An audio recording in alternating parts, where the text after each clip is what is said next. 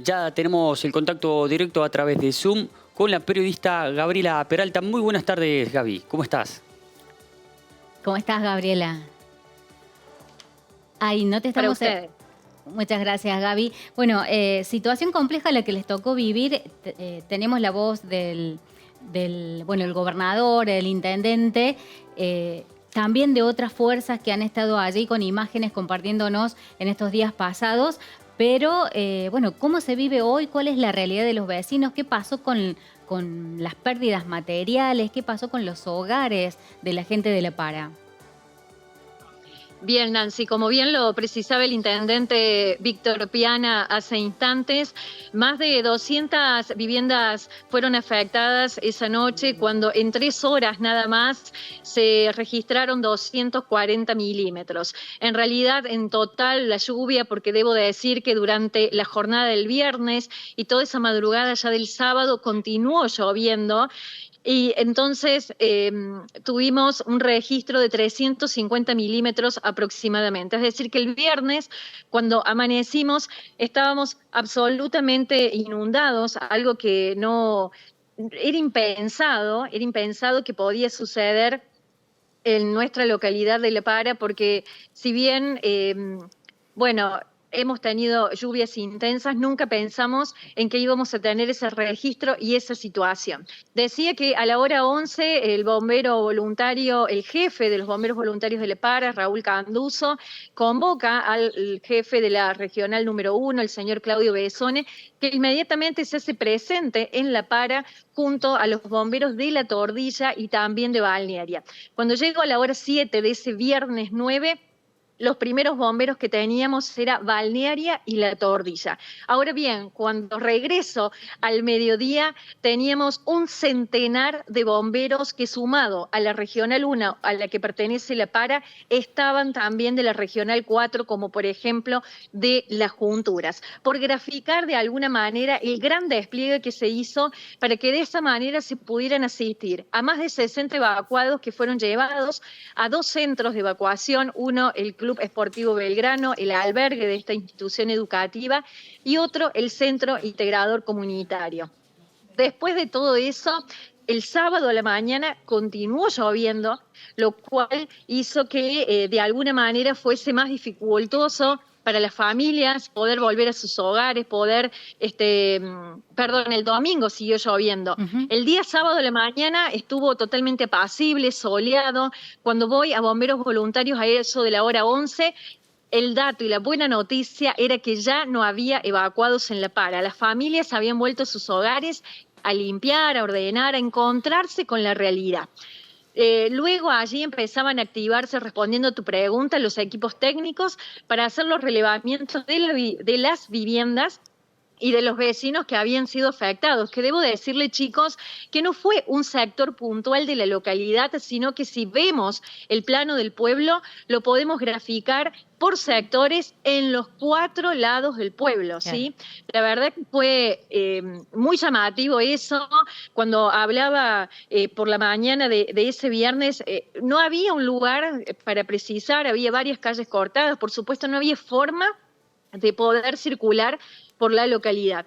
Inmediatamente decía entonces que el día viernes esa fue la situación. A la tarde llegó el gobernador, lo cual la declaró zona de desastre. Lo importante es destacar en esa declaración es que los fondos para cubrir las necesidades de los damnificados emergen desde ese fondo, ¿no? De zona de desastre. Claro. El día sábado no tuvimos evacuados por la mañana y por la tarde, bueno, era seguir de alguna manera los bomberos desagotando viviendas porque era impresionante. Si bien ya había drenado bastante el agua, ya se había alejado, que eso la verdad es de admirarnos cómo teníamos el pueblo el viernes y cómo lo teníamos el sábado a la tarde, que parecía que no había pasado nada, ¿no? Gaby, justamente eso, consultarte casi una semana después, 6 días de este evento, ¿cómo está la situación y el estado de ánimo de los ciudadanos de La Para? Mira, debo decirte que el fin de semana justamente hablaba, fin de semana largo, me decían que se vivió buen clima, hubo gente que incluso salió a comer algo, los negocios lógicamente apenas los limpiaban y ordenaban, había una necesidad de empezar a a abrirlo, de empezar a trabajar. Los más afectados hoy abrieron sus puertas. Venimos de un fin de semana largo que creo que fue hasta positivo en el sentido de que quienes habían tenido que dejar sus hogares, bueno, pudieron tener ese tiempo para limpiar, para organizar, para desinfectar.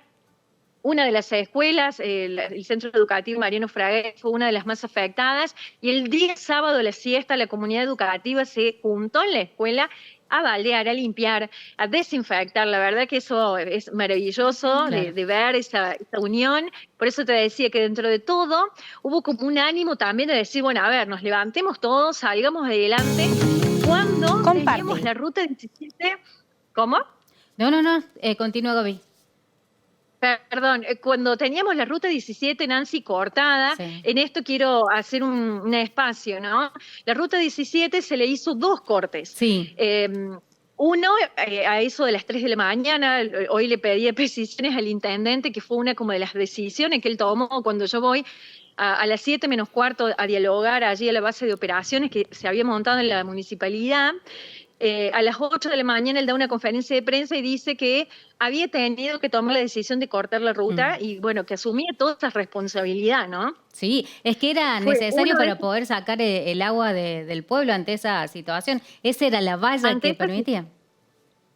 Exactamente. Entonces, primero hubo un corte de ruta y después hubo un segundo corte de ruta porque era absolutamente poco. Te estoy hablando de esto de la madrugada, o sea, cuando todavía no habíamos amanecido en La Para, ese viernes 9, que ya estábamos inundados. Así que imagínense ustedes lo que hubiesen sido esas imágenes también en el caso de que no hubiese sido esa medida. Bueno, eso por supuesto genera muchos debates y demás. Lo cierto es que hubo 2 cortes de la ruta. Hoy la ruta ya está habilitada. El día domingo, a pesar de la lluvia, bueno, las máquinas trabajaron lo más que se pudo. Ayer se habilitó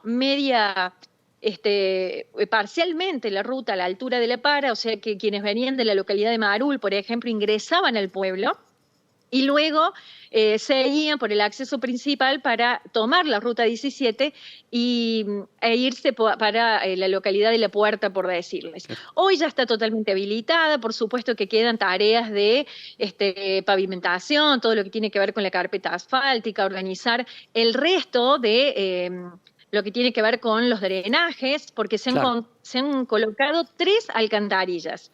Cada alcantarilla, me decía el ingeniero, lleva 17 módulos de 20 metros cada una. La tercera alcantarilla, que está en la dirección de la curva, donde tenemos el agua que nos une con Marul, eso tiene como el doble, el triple de metros, ¿no? Pero son 3 alcantarillas que se han colocado sobre la ruta. Gaby, consultarte si hay, en cuanto a este relevamiento que nos mencionabas, ¿hay algún resultado preliminar, aunque es muy temprano? En montos, si hablamos de pérdidas económicas, la verdad que sí, está en evaluación todavía, lo consultaba esta mañana con los equipos de desarrollo social, con los equipos de educación. En realidad, bueno, tenemos que decir que en la zona urbana solamente esta escuela, el Centro Educativo Mariano Fragueiro, y es dentro de todo mínimo, digamos, las pérdidas, porque es un colegio, es un edificio muy grande. El resto no, continúan, incluso están en ampliación los colegios. Ahora, si vamos a las pérdidas de los vecinos en sí, bueno, eso va a llevar un tiempo conocerlo.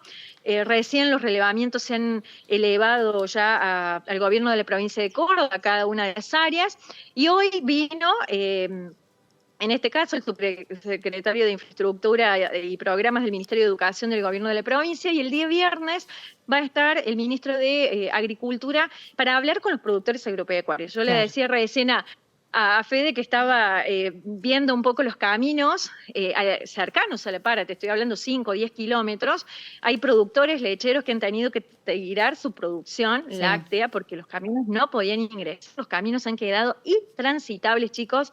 La verdad que hay que verlo, es impactante lo que realmente ha generado esta inundación en La Para. Así que bueno, en materia de pérdidas económicas yo creo que hoy es difícil de precisarlo, porque está en evaluación y hay como que ver los distintos sectores. Y bueno, ha habido comercios muy afectados, comercios grandes, así que la verdad que todas las clases sociales de La Para han sido afectadas en sus viviendas. Esto realmente no ha medido absolutamente nada. ha habido sectores en que no hemos tenido nada que lamentar, como en mi calle, por ejemplo, no tenía ningún tipo de problema en la calle que yo resido, pero había calles muy vecinas que estaban muy perjudicadas, muy dañadas. Bien. Gabriela, agradecemos mucho todo este informe brindado y gracias también por compartir con nosotros las notas con las autoridades que se llegaron hasta allí. Como siempre, bueno, dispuesta a compartir con nosotros la información, Gaby. Muchas gracias. Y fuerza a la para. Para eso estamos. Para eso estamos. Muchísimas gracias a ustedes por interiorizarse. Y sí, la verdad que ha sido muy duro lo que nos ha tocado, pero como ustedes también creo que vamos a salir adelante porque de eso se trata. Muchas Así gracias, es. muy Muchas generoso. gracias, Gabriela Peralta de Ancenusa Televisión Digital.